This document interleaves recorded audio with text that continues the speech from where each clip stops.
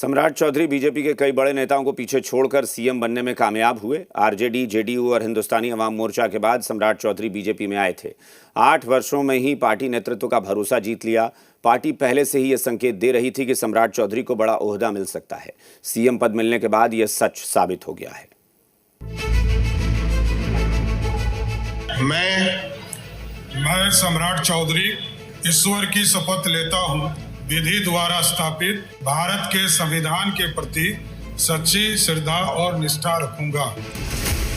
सम्राट चौधरी बिहार की सियासत के सम्राट बनकर उभरे हैं।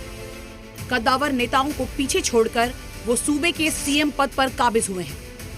सियासी दौड़ में इनकी लंबी छलांग किसी को भी विस्मय में डाल सकती है, पर बीजेपी जो सियासी बदलाव चाहती है, सम्राट चौधरी की कार्यशैली उसके मुफीद जान पड़ती है। बीजेपी ये पहले से संकेत भी दे रही थी कि वक्त आने पर सम्राट चौधरी को ही ताज मिल सकता है।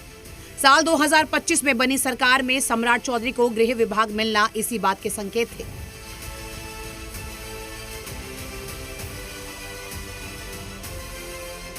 जंगल राज के बाद नीतीश कुमार जी और सुशील मोदी ने जिस बिहार के निर्माण की नींव रखी थी, अब सम्राट चौधरी के नेतृत्व में, विजेंद्र यादव जी के नेतृत्व में, चौधरी जी के नेतृत्व में बिहार और तेज गति से आगे बढ़ेगा। बिहार का और विकास होगा, बिहार का तेजी से विकास होगा। आज बिहार के ऐतिहासिक दिन है और आज सम्राट चौधरी जी मुख्यमंत्री बने हैं। उनके कुशल नेतृत्व और जो माननीय प्रधानमंत्री जी का एजेंडा है, विकसित भारत, आत्मनिर्भर भारत की ओर हमारा बिहार आगे बढ़ेगा जा करके। वही नीतीश कुमार का जो एजेंडा है डेवलपमेंट, किसानों के लिए, महिलाओं के लिए, युवाओं के लिए, गरीबों के लिए, उसको धरातल पर लाने का काम किया जाएगा। सम्राट चौधरी ना संघ की शाखा से निकले हैं, ना बीजेपी के पुराने कार्यकर्ताओं में से रहे हैं। आरजेडी, जेडीयू, हम के रास्ते वो बीजेपी में आए थे। साल 1990 में सम्राट चौधरी का सियासी सफर शुरू हुआ था। साल 2000 के चुनाव में परबत्ता सीट से आरजेडी विधायक चुने गए। राबड़ी देवी की सरकार में इन्हें मंत्री का ओहदा मिला, लेकिन उम्र के विवाद में मंत्री की कुर्सी चली गई। साल 2010 में फिर से परबत्ता सीट से विधायक चुने गए।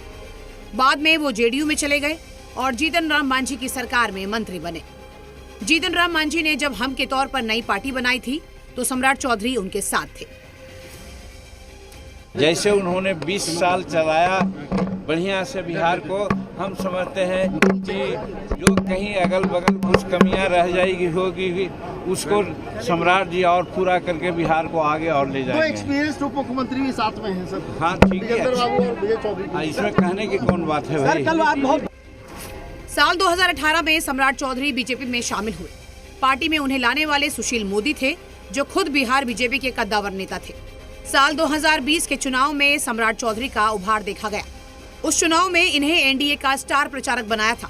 साल 2022 में जब बीजेपी और जेडीयू का गठबंधन टूटा था, तो बीजेपी में ऐसे तेज तर्रार नेता की जरूरत शिद्दत से महसूस की गई, जो अपने तेवर के साथ पार्टी को आगे ले जा सके।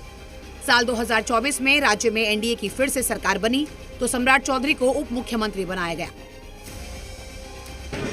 रास्ता बनाया है, जो नीतियां, जो कार्यक्रम बनाए हैं बिहार के विकास के लिए, हम उन्हीं को आगे बढ़ाएंगे। इसलिए कहीं कोई न कन्फ्यूजन है, न समझदारी का अभाव। बीजेपी नेताओं, कार्यकर्ताओं और उसके समर्थकों की लंबे वक्त से ख्वाहिश रही है कि राज्य में सरकार का मुखिया उसकी पार्टी से हो। सम्राट चौधरी के कमान संभालने के साथ ये ख्वाहिश पूरी हो चुकी है। ब्यूरो रिपोर्ट, जी मीडिया।